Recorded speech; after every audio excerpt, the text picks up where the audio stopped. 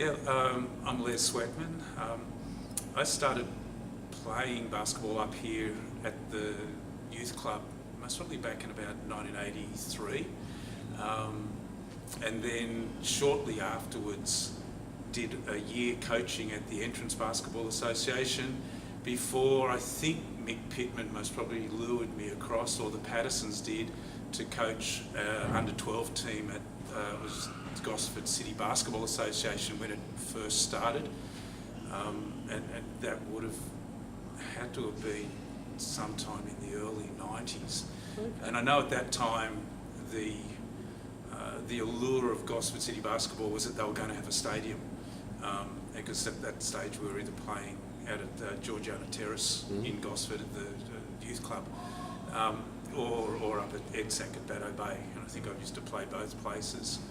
And the lure was, yeah, we had this land. That's what Mick and Bob Levinskas told me, that that we got this land down by Duffy's Oval. We'll be building a stadium there. And I think, funnily enough, we started a competition. I was playing with Terry Henstock and Jeff Patterson, a whole bunch of other old guys like myself, out at Lisero, and we decided that we weren't. I think the association decided that they wouldn't finish the competition until they could play the grand final in the new stadium. And that must have been one of the longest competitions in history, because it just went on and on and on, and we just kept going round and round until the stadium was finished. And I'm pretty sure there's a photo out there somewhere with, I think it was Jeff Patterson's team versus Max Perry's team. Yeah, so I'm pretty sure I've seen a photo with Max and a couple of his kids playing, and I was in a team with Terry Henstock. And if Patterson wasn't playing, he was most probably refereeing with Jimmy Cunnington or someone like that. And that, I think, was one of the first games we played down behind us here on Court 1. And that would have had to have been in around 93.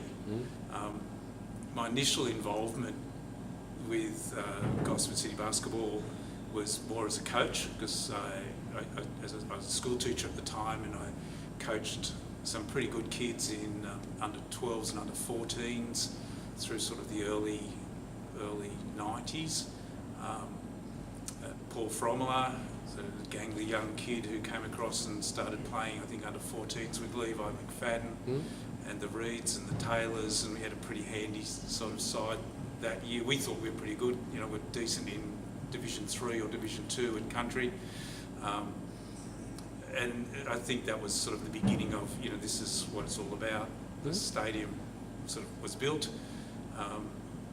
It sort of went from strength to strength. We started winning some comps. It wasn't here long, and I remember talking to Bob Levinskas one afternoon on the phone. Said to him, look, I'm about to sign another contract with Northern Suburbs. Are you going to be advertising the job at the stadium? Because if you are, I'd like to apply. But I don't really want to let these guys down to sign a contract for another year and then sort of tell them after a couple of months that I've gone somewhere else. And we had a conversation. We had applied for the role, had the interview up here, was told in no uncertain terms that, Les, you need to separate the stadium from the Basketball Association. You need to run the two things as separate. We're hiring you to manage the organisation. Don't get involved. So to manage the stadium, don't get involved with the Basketball Association. I think that lasted maybe a week or two. It's just not possible in a place like this. It is the Basketball Association that keeps this place running. I still have fond memories of running around with ladies' daytime basketball, refereeing, trying to keep the ladies happy. I have fond memories of Merle in the canteen, our very first espresso machine. Up until then, we were drinking instant coffee out of styrofoam cups. Very un-Northern Suburbs, so we had to get a coffee machine in. Someone once, I'll finish on this, someone once told me that I think they were looking at childcare facilities, and someone once described this as sort of the best council childcare facility that exists in Gosford, and the council doesn't have to pay a thing for it.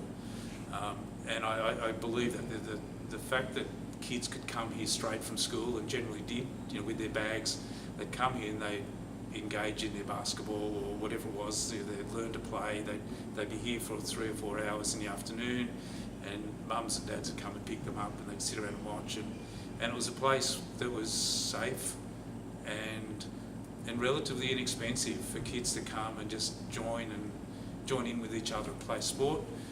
And I know I'm rambling, but nothing makes me happier than sort of sitting down on the grandstand watching a game like I did the other week when the Kings were up here, and having kids like Levi McFadden and his wife and his kids, and seeing them and the Fromler kids and the Twyble kids and all of those kids that were children themselves back in the 90s, now still here, bringing their kids, and the people my age bringing their grandkids to play.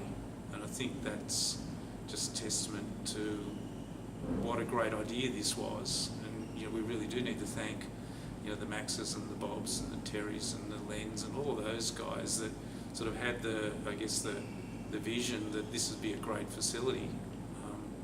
And 25 years on, it's proven to be just